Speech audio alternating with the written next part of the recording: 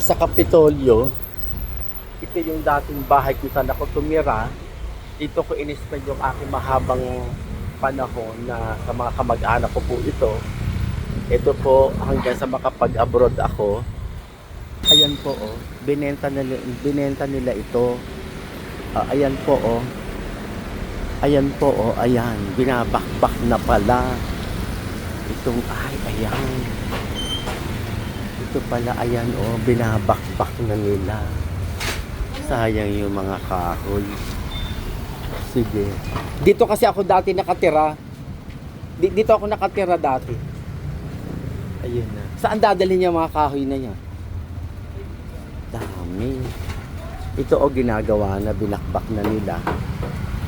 Ayan. Siyempre, naiisip ko rin nung kabataan ko. Dito ako namuhay ng medyo siyempre katulong sa bahay. Ayan po o, dinimolis na.